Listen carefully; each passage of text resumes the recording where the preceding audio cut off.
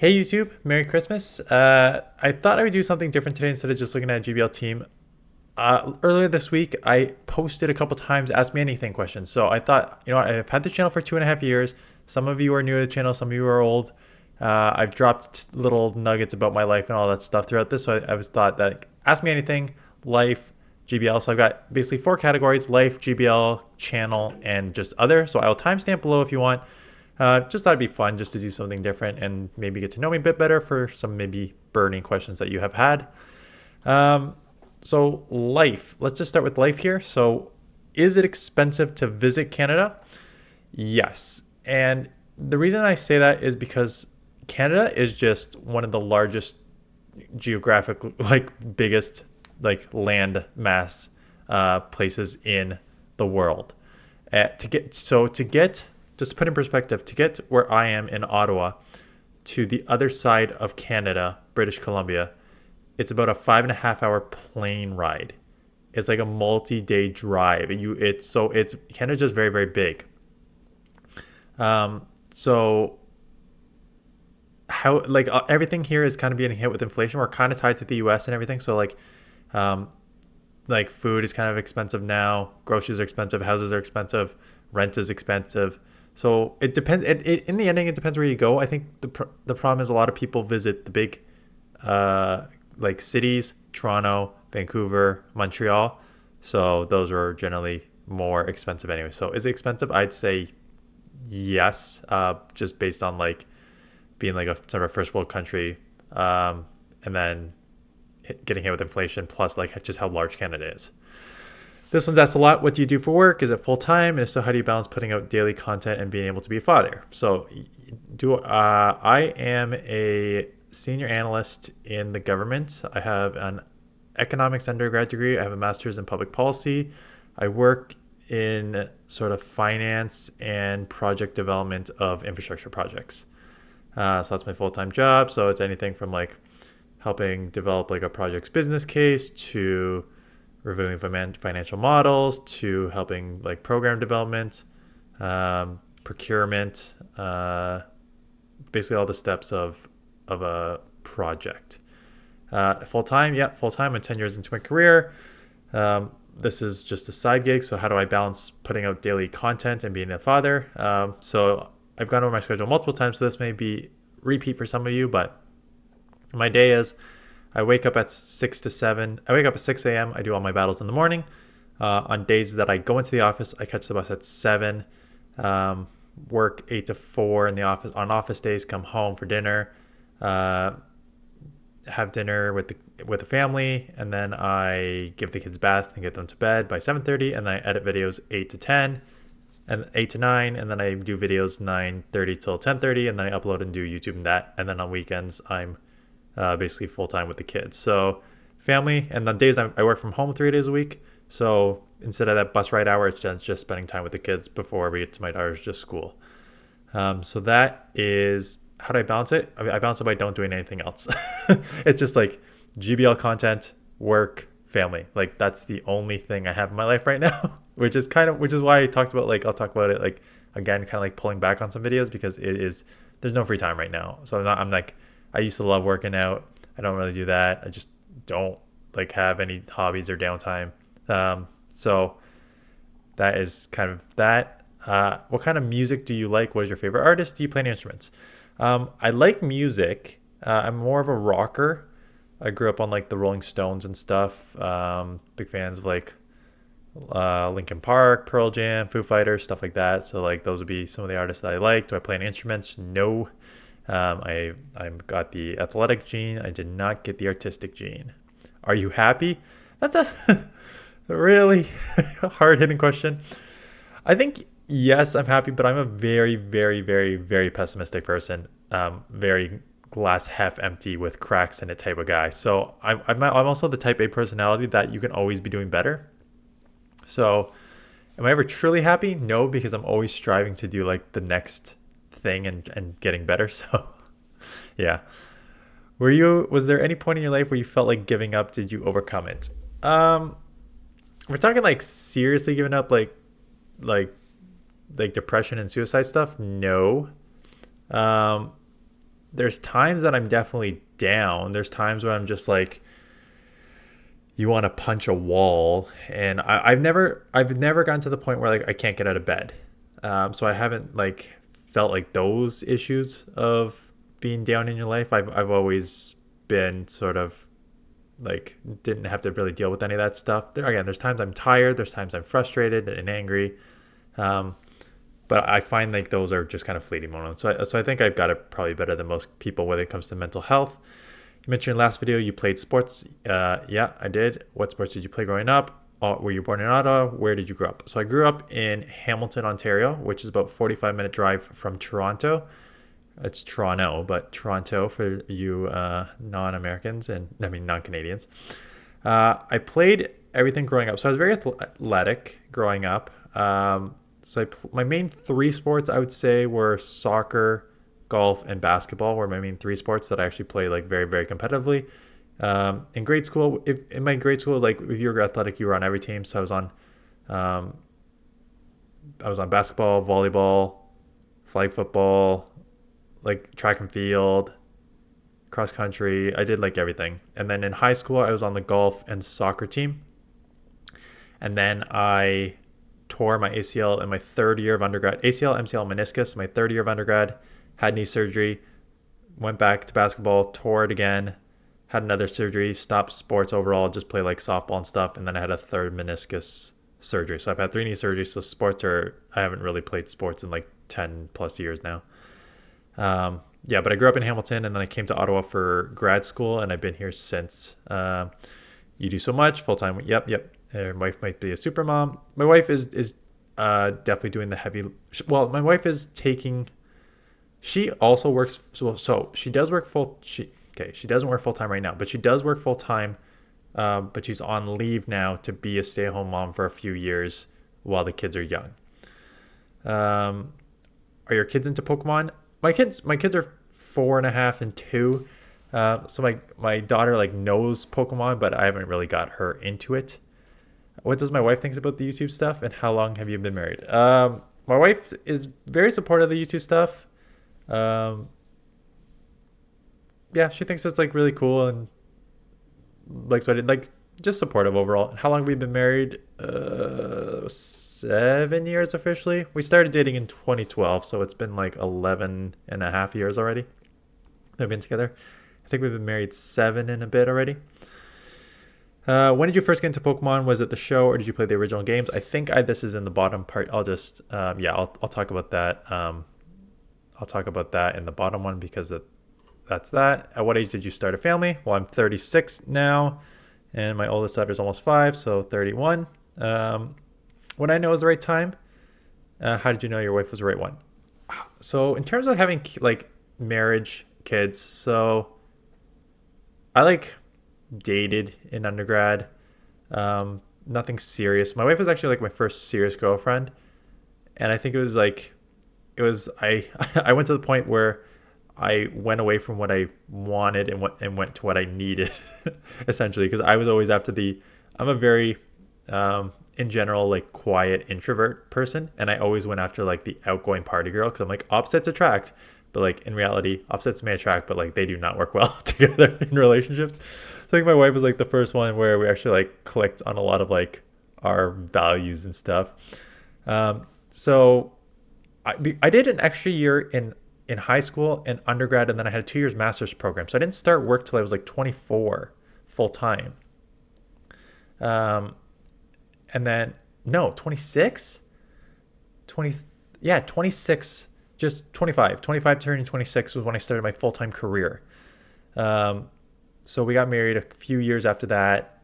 So we had already been like working full-time for like 3 years by the time we got married, and then like 5 years by the time we had our first kid. So we're already pretty well into our it was very like follow all the steps. We like dated for many years. We got full-time, we graduated, we got full-time jobs, we got married, we bought our house, and then we had the kids. So it was very like, if you're following like the steps of life that you're supposed to, like we pretty much followed that. How do you balance Pogo in real life? I kind of already covered that. How do you do a typing video outside of just like I'll talk about that. I'll type like can you do a typing video outside of just studying, like, and explain like I'm 5? Yeah, you and me both.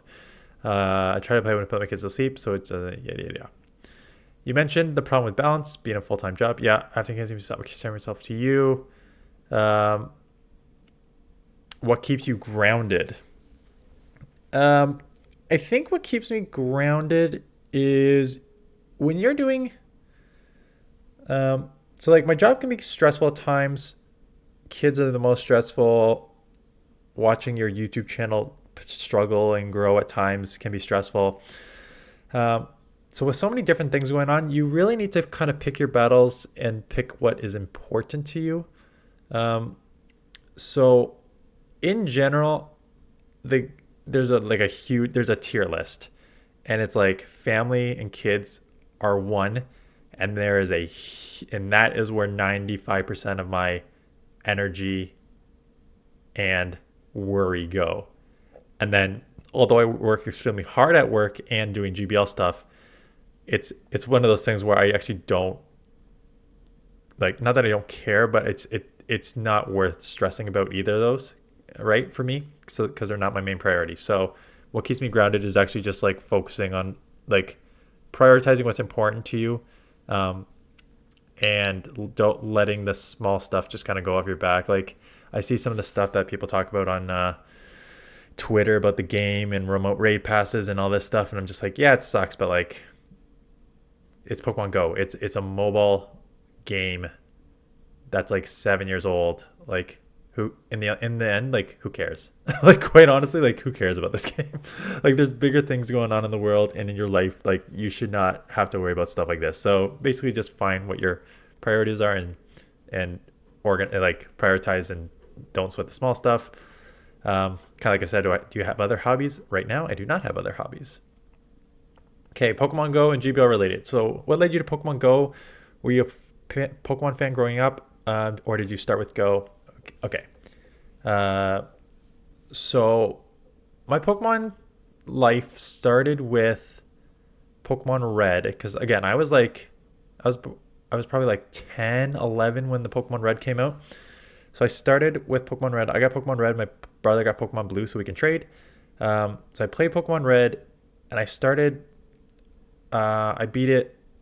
I was always like a fan of just like beating. I wanted to be like the best, like beat the gym, stuff like that. So beat the Red multiple times, and then I watched the TV show Pokemon Red, like the original TV show. It's not Red, but Pokemon, the original show.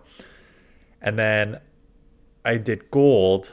I got Gold, and then I stopped after Gold. I still to this day play Fire Red every summer, and I play Fire Red now, but the Red every summer. And it's because what happened was I got it when I was 11, and every year we went to my neighbor's cottage. So it was basically there's no like internet back in the day there, and there's no TV there or anything. So like this is my only electronic. So I always played Pokemon Red at the cottage. So to me, it's always been like a summer game that you do when the sun's out and like on the deck and stuff. So that is how I've always played Red. So after Gold, I stopped. Like I stopped watching the TV show. I didn't play Gold.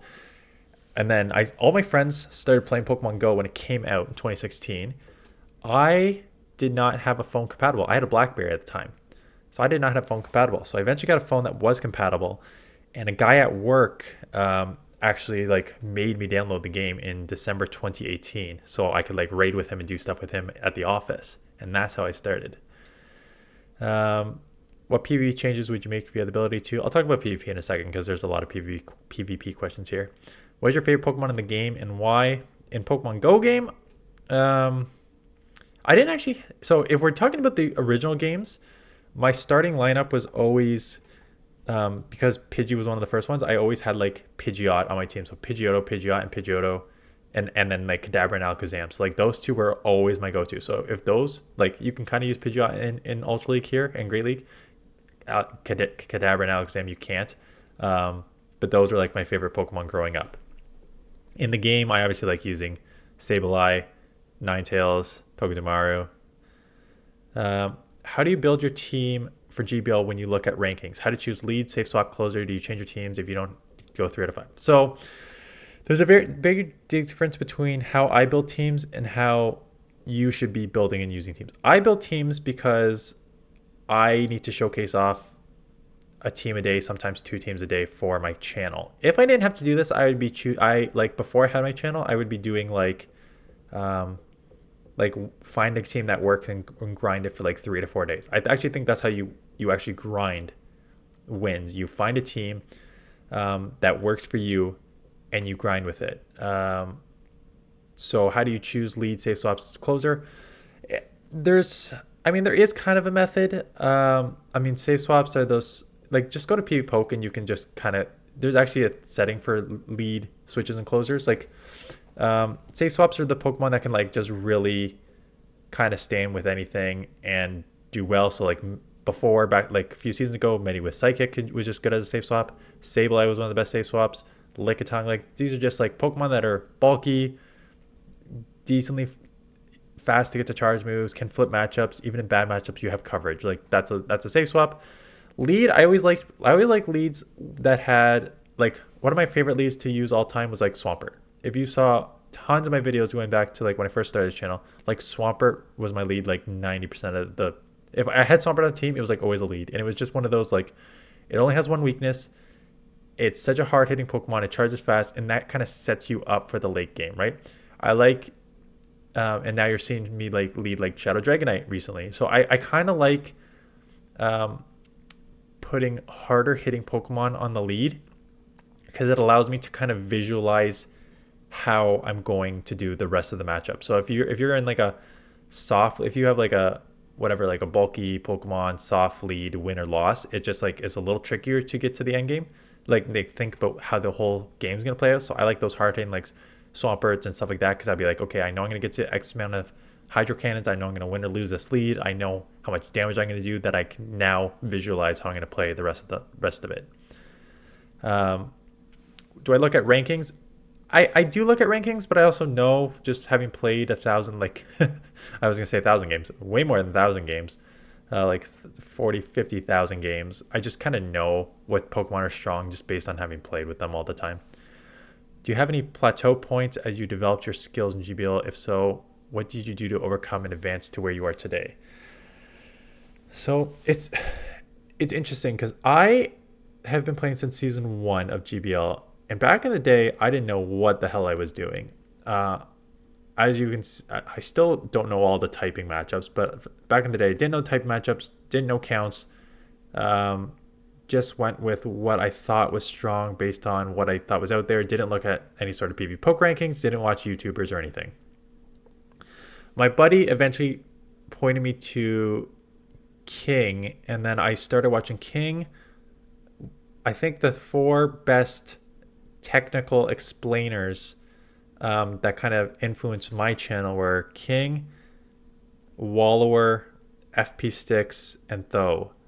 And those are the 4 that were very technical about, like, here are all the technical aspects of the game, about like everything from like fast moves optimization to charge move timing and CMP and stuff like that. So they started to teach me about the actual skills. So each of those skills I've slowly developed. So I haven't had like a, but times have changed. And I know there's a question on here about the hardest season I've had to get to Legends. So I didn't get season the first couple times, but I had every season since season 3. But I know a hell of a lot more now than I knew in season 3. But I'm finding it harder. Like, I think my hardest season to get to Legend was like 2 or 3 seasons ago, and it took me to the second last week to get there. I think that's half a product of I'm putting out so many different teams and videos that like I can't find it. I can't just like use a team and grind with it for 4 days because I need content for it. So that kind of hurts my ability to just like grind to Legend. But like, everyone's better. Everyone's watching videos now. Everyone, like, I think most of my subscribers have better like counting of moves, my opponent's moves and stuff like that than I do. So I haven't had any sort of plateau points, but it's just kind of been a slow, gradual learning as I went along. So do you have a favorite GBL player? Like I said, I think the ones I talked about, Wallower and Tho were two that I like really admire because they were very similar to me in team building. Like I remember there was a couple times when I was already making videos that Tho and I basically put out the same team like multiple videos in a row because we just like think the same. Except like Tho was like 100 times more technical and like better at this game than I am. So those are the guys that I like respect and sort of admire and as reference for mine. Did you learn typings and the moves associated with each Pokemon? How do you again, I should do I'll eventually do a video on this because that's someone mentioned that above to explain like I'm 5 on typings. I'll have to do and explain like I'm 5 on typings, but it also like it's honestly for me just experience and I still mess it up constantly. Like I know the basic ones because like water beats fire, fire beats grass. That's all like basic stuff. But until I started playing Pokemon Go, like I said, I played Pokemon Red and stuff. I did not know that fighting beat ice like was super effective against ice. I didn't know that until I started playing GBL and just got used to when it was super effective and stuff. And then you just start looking at like PV Poke and you look at other stuff like different people make different graphics and stuff, and you just kind of learn from the graphics. So I think for learning typings is just a just like practice and memorization. I wish there was a better answer, but unfortunately I think that's all it is. Do you think there's an algorithm? Come back to my video tomorrow afternoon, December 26th in the afternoon. I have a banked video on the GBL algorithm. I explain what it is. I explain my thoughts on it. It's like a 23-minute video, so stay tuned for that. I got a whole video on it. Future GBL and what have been the top 6 or 7 issues with GBL and how to attract new players in GBL. When GBL first started, I always tell this story. I worked downtown Ottawa. This was pre-COVID. I still work downtown Ottawa a couple days a week, but pre-COVID, I worked downtown every day. And this is when Pokemon Go was huge. And during lunch, because all the workers who work in Ottawa basically work downtown, it's just like a government town. Everyone works downtown. And the game was so popular. Basically, from 11 till 1:30, if there was a 5-star raid, you did not need to call it. You showed up on Hatch, and there were 40 people, and then you would have like 4 lobbies. When GBL first came out, 95% of the conversation during these raids at that time were about GBL. Everyone was playing GBL. Everyone was talking about like different Pokemon they were using and different matchups, stuff like that. So everyone was really into GBL. Now, I know like I still know a decent amount of people that play GBL, that play Pokemon Go in Ottawa. I know like 3 people who play GBL. Like it's very, very the player base who actually plays GBL now has got to be like 5% of the whole player base. Like it's minuscule. And I think it's because there's so many problems. There's problems. I think there's a bunch of issues. One, there's a bunch of like just like stuff that has existed since season 1 with like lag, frame drops, all that stuff. So like there's that. And now I think there's issues of like XL Pokemon. I don't play I used to love, because it was only level 40. I used to love Master League was actually my bread and butter. Like Mewtwo, Dialga, Kyogre, all those. Like there's only like 8 or 9 Pokemon. I dominated Master League, and I have not played it since they've upped it. I have not really played it since they've upped it to level 50 because I don't have the Pokemon. So I think Pokemon access is an issue. I think I think that the fact they haven't like really updated any of the mechanics or stuff about the game is an issue. Like it's just boring. People who don't understand all the mechanics of the stuff just think it's tap, tap, tap. It's a time commitment. It's about an hour and a half for me to do all 5 sets per day. So it's a time commitment from that perspective. I actually think the rewards are quite good. Like I get a ton of rare candies and Stardust. Like if you see my Stardust, I've probably made like 50 million Stardust or whatever from GBL. So I think there's rewards are not bad. It's just like all the issues of the game up to now has really just driven away players. How do you deal with ladder anxiety or burnout? How do I deal with it? I just kind of don't. There's a lot of things in my life I worry about, and GBL, if I have a bad day, I can go like 5 and 20 in a day and just be like, that sucks. I'll make it back the next day because I know I will. And it's just one of those like, some days you play better, some days you play worse. Some days the game just doesn't want to work for you. Like, I still enjoy, like, I don't actually play much Pokemon Go outside of the GBL right now. So, like, if the GBL burns out for me, then I will probably just drop this game altogether, quite honestly. How do you pick teams and know what to do? Lead, safe, switch, and closer. I kind of already talked about that. Also, in big tournaments that are reveal 6, pick 3, how do you know what teams to make from your 6 and how do you practice that? The only way to practice that, there's a bunch of like different league like practice tournaments that go on. So I'd say the only way to actually practice is by doing a tournament because it's very different to like do it on paper versus tournament.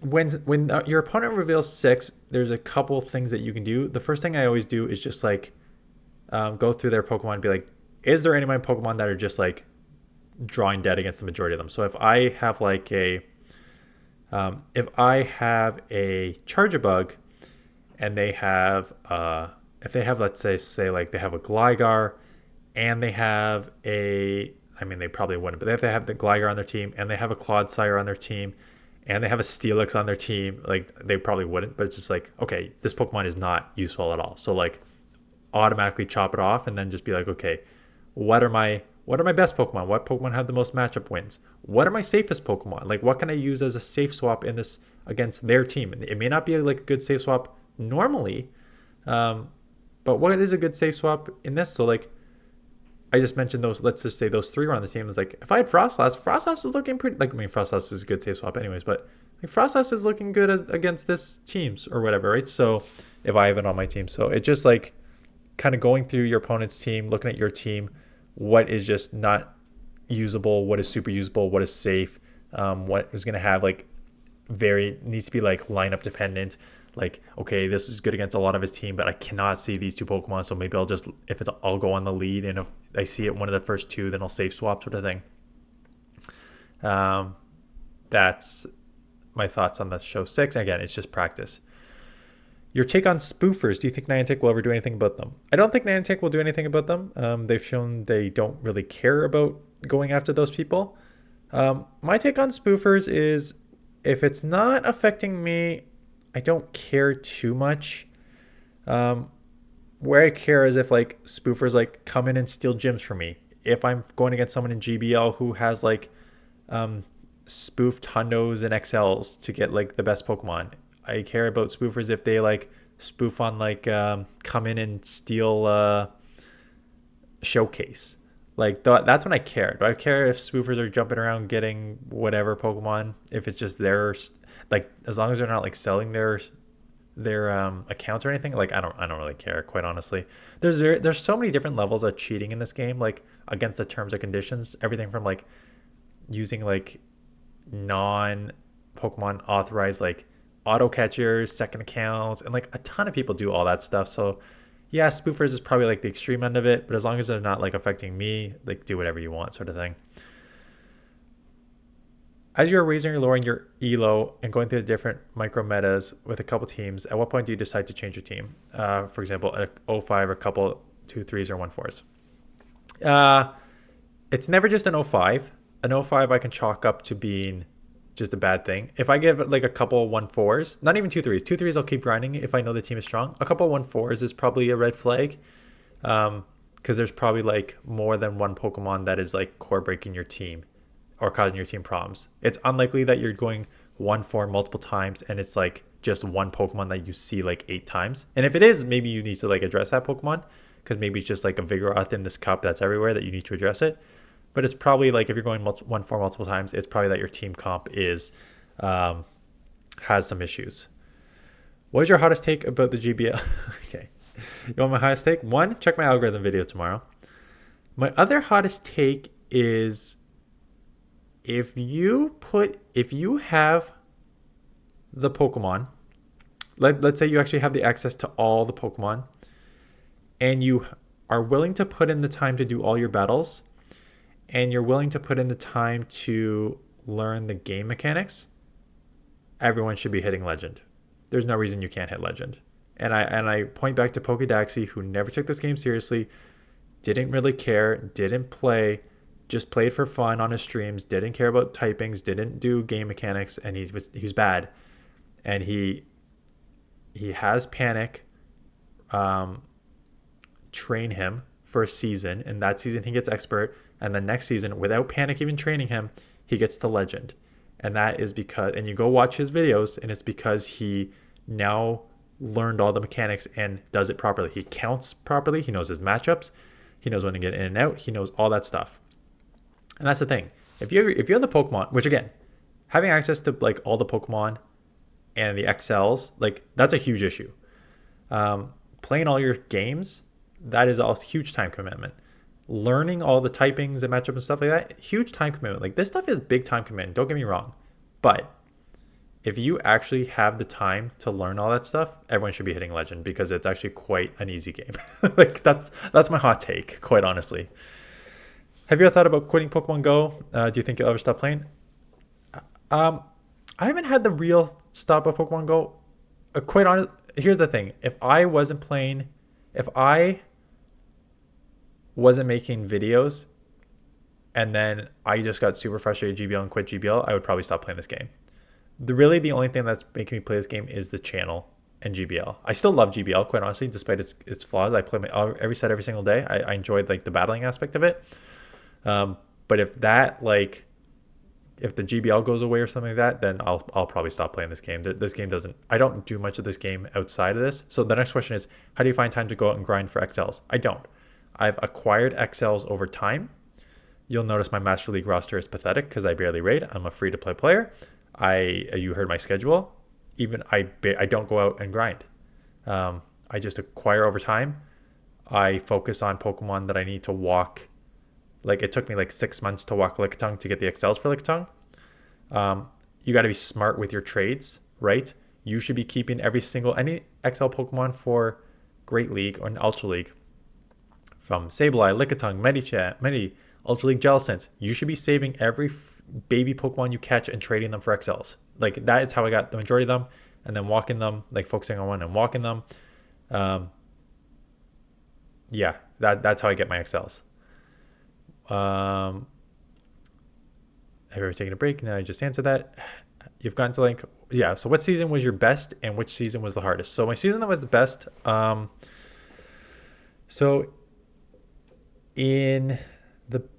depends what you define by best. The best season I ever had was when I first started making videos, season 7, I hit number 18 on the global leaderboard.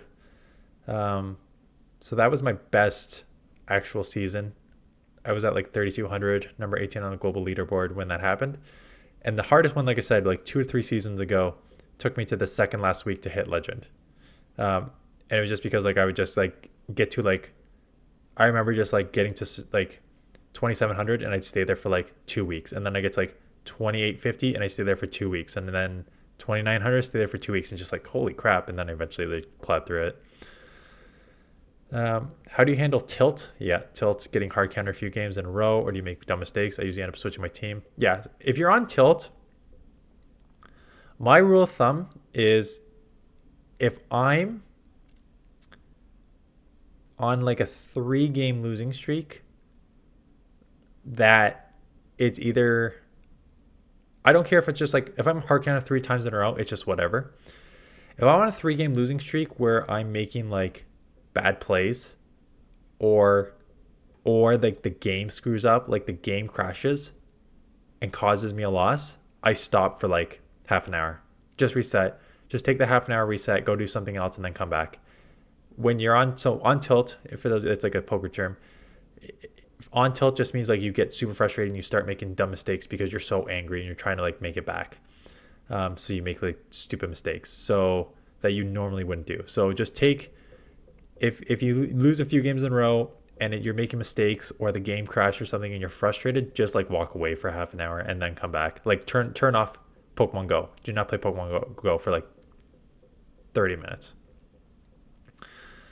How do you go about prepping for a Show 6 Pick 3 tournament? Your thought process and how do you decide which 3 to pick? Okay, I've already kind of answered that. In terms of the Show 6, there's actually a next question. What teams would you bring to regional after the move updates? So if I was going to bring it, so for those of you who saw my Toronto, I finished tied for ninth in Toronto, one short of the final of the day two. My team was just the basic: Medi, Lickitung, Gligar, Carbink, Charjabug, Superior. That was my basic. No, not Superior. I didn't have any. I didn't have an answer. What was my sixth Pokemon? Lantern? What was my sixth Pokemon? I forget what my sixth Pokemon was. I forget what my sixth Pokemon was. So if I was gonna bring one right now, I think that you bring. Everyone's bringing Poliwrath. I think you bring. Everyone's bringing Charjabug too. I would bring Gligar. I'd bring Lickitung, Gligar, Charjabug or Lantern, one of those two. I would have a fighter. A lot of people are bringing Poliwrath. I still think everyone's bringing Poliwrath because I get it. It's a nice cover, but I feel like I would bring Medi. That's 4, and then I'd have to I would PV poke and matrix it for the other two. There's no point of the mistake I made was Carbink and Charjabug actually play a very similar role, so you don't really need to bring both. That kind of killed me. I may bring something like a Superior, quite honestly. I think Superior is kind of underrated right now because, and that's why I think Gligar is strong too. I mean, that makes you double weak to ice, but why I think that is why I think both of those are strong right now is because the current meta of Poliwrath and all that stuff and Talonflame has scared away a Sandslash, which was like the biggest problem for Gligar and Superior. But with many less A Sandslashes, I think that both of those Pokemon, Superior and Gligar, are better. If you had 300 XL Rare Candies, what Pokemon would you build?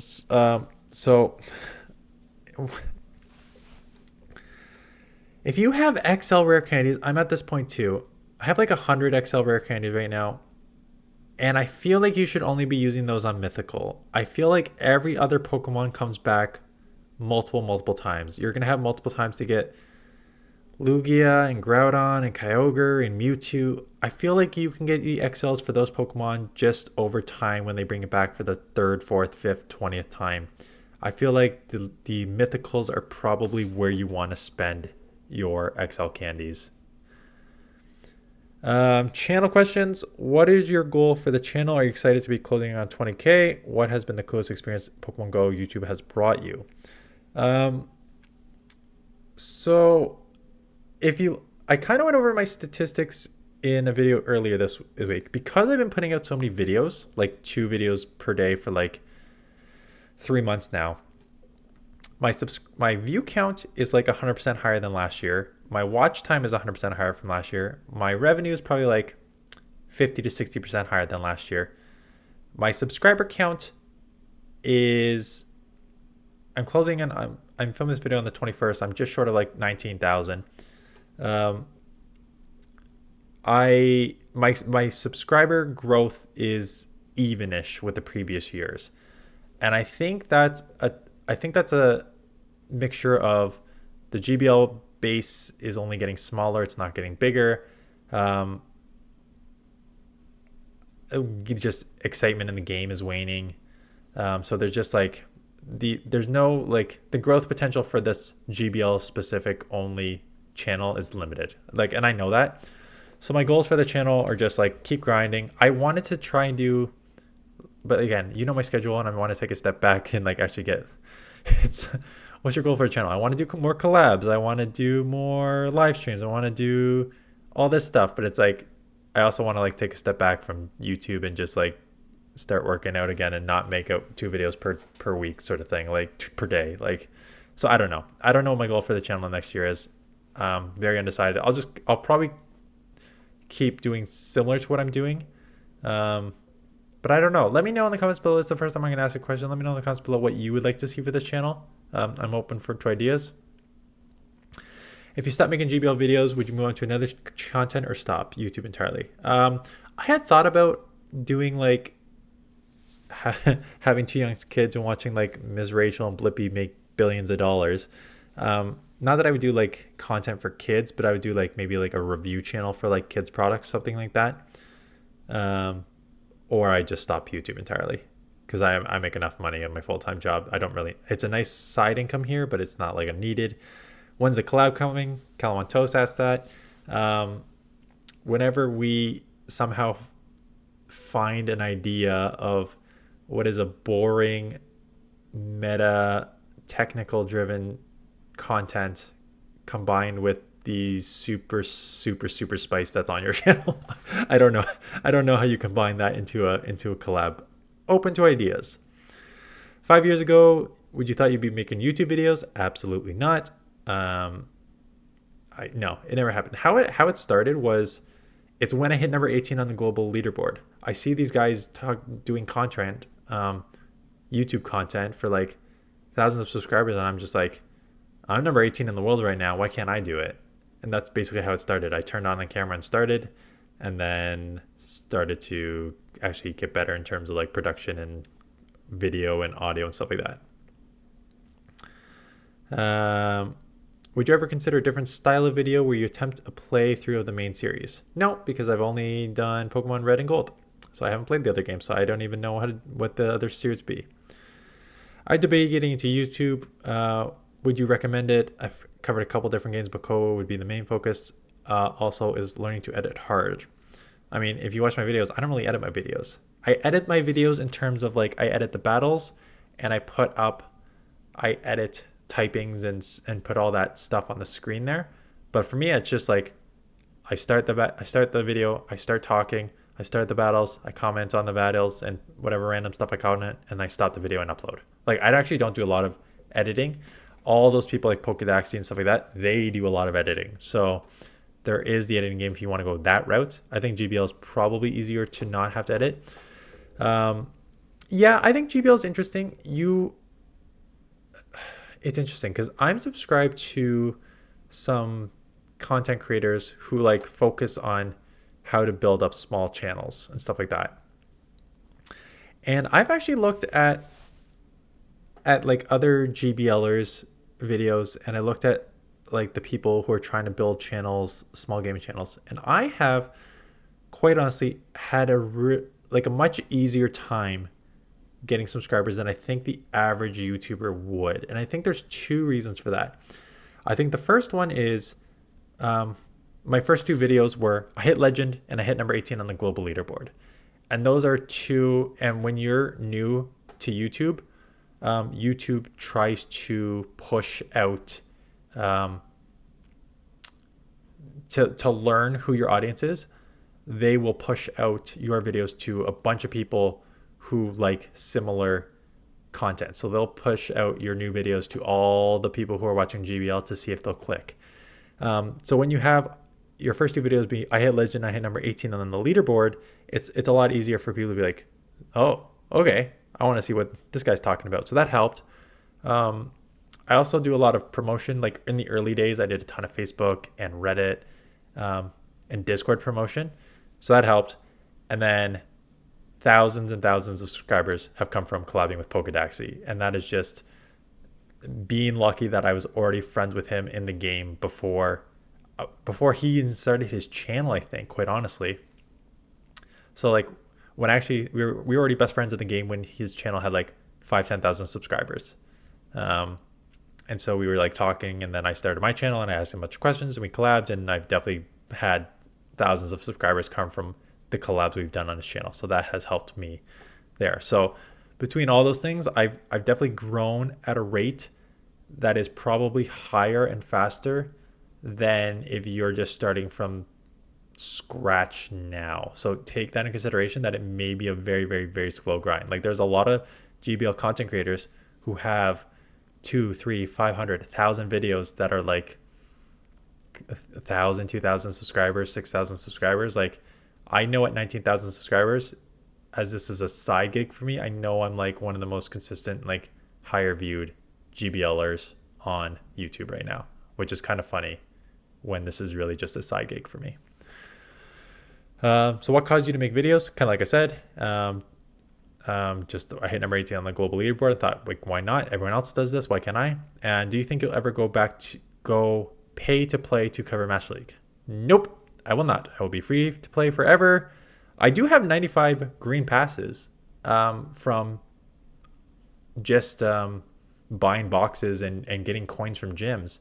But again, I just don't play enough to actually, even if Mewtwo were to come out now or Dialga or something like that, I would not go out and even if I have 95 raid passes, even if like I'm going to spend all 95 to get 100 Dialga, I will not raid like 10 times Dialga just because I don't have the people around and I don't have the time. So no, I will not be a pay to play to cover Master League. You used to introduce yourself as the best 3rd to 4th tier battler. What would you rank yourself now? Yeah. So the joke when I first started was I'm the best 3rd to 4th tier Pokemon battler in the world. And I said that because at the time, I didn't do any of this.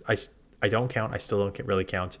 I didn't do fast move optimization. I didn't know typings. And I was number 18 on the global leaderboard and had hit legend like 5 straight seasons at that point. So the joke was like, I'm a crap battler, but I'm still like a really good battler. So I always used to say like, I'm the best of the worst sort of thing. At this point, having hit legend 13, 14 times now, having hit going up to like number 9 in finishing 9th in the Toronto regional, I would consider myself a good to mid 2nd tier battler. I think there's a huge difference in going against like JJan and having like Rise just mop the floor with me constantly whenever I face him. Like there's a huge difference between the people who actually are amazing at this, like those guys, and me. So like I'm already on the 2nd tier.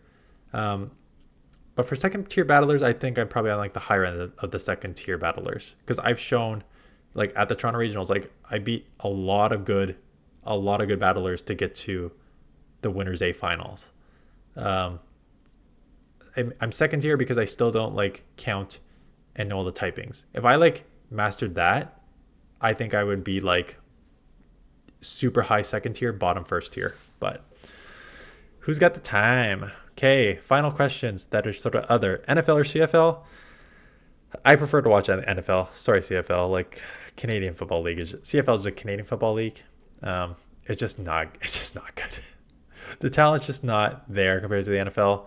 It's probably more exciting because they only have like 3 downs and stuff, and there's like motion and stuff. But I prefer to watch NFL. Would you rather battle 1 Rapidash Size Psyduck or 100 Psyduck Size Rapidash?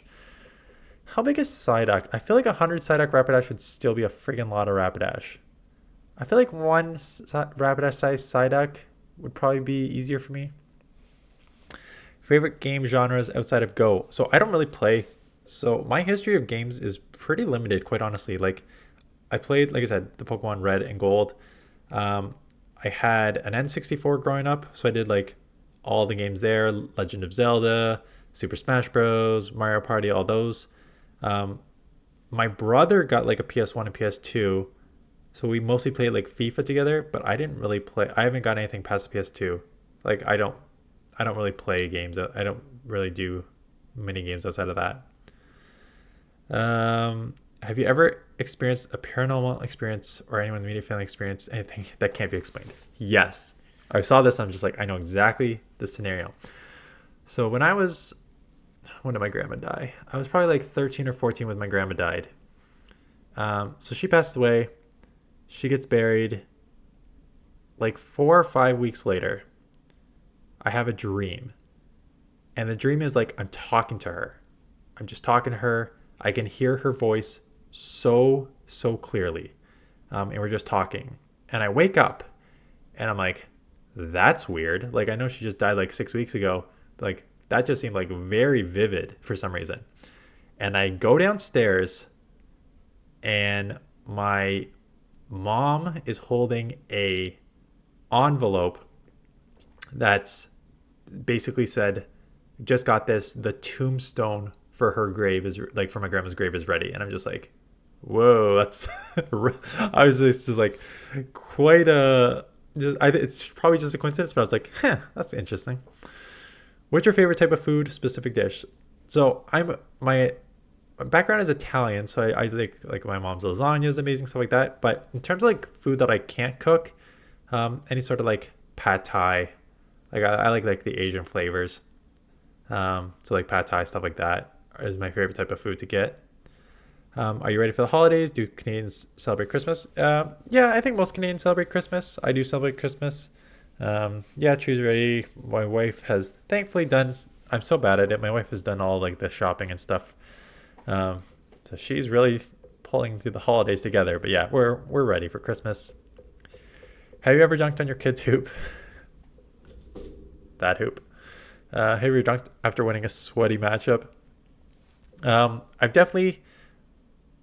My favorite game is not dunking on it. It's like trying to like make a three like Steph Curry from like 20 feet on the other side of the room. That's the most fun with the net. And fantasy football, did you make the playoffs and how's it looking? I am in the semifinals of the playoffs. It's a keeper league, so I got to keep Amon St. Brown, which has been huge. I had the first pick in the draft, and I drafted McCaffrey, so that's been like a cheat code. So I am in the semis after dominating first week. I got a pretty tough matchup this week. We're like both projected to get like, it's a non PPR league, so we're both projected to get like 100 points, 12 team league. So we're both got good Pokemon, good players. So we'll see how it goes. That is it. Hope this was fun. If I didn't answer if you have like some of the burning question, drop it in the comments and I'll maybe just write a response. But yeah, hope this was fun. Tomorrow we'll probably do a normal GBL video, but tomorrow afternoon is going to be the GBL algorithm video. So go check that out for sure. But anyways, that is it. Thank you for watching, and happy Merry Christmas for those of you who celebrate, and I'll see you guys in the next one.